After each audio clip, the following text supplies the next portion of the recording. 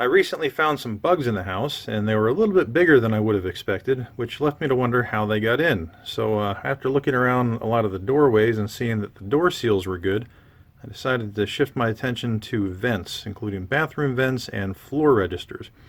Now, I'll show you what I'm looking at here.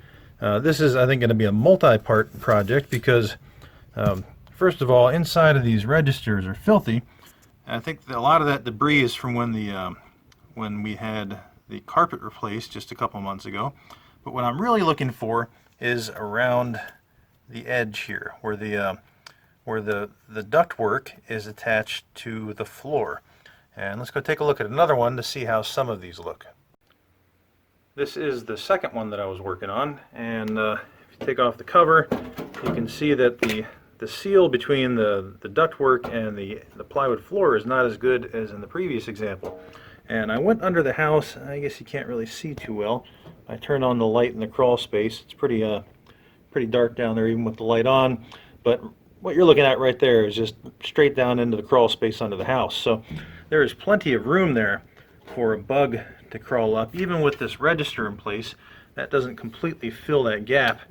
So there's enough room that the bug under the house in that hot crawl space might feel a cold breeze coming through and burrow its way up through there, maybe squeeze through the little forest of carpet there and get into the house. So how do we fix this? The easy way, with tape. This is just some tape specially for ductwork, and all you got to do is pull up your register and go around the perimeter and fold some tape on there. Make sure that you have a good seal on the plywood floor and the ductwork. If you need to, clean it off a little bit to make sure that the tape sticks. I didn't have any dirt on there, so it seemed to stick pretty well.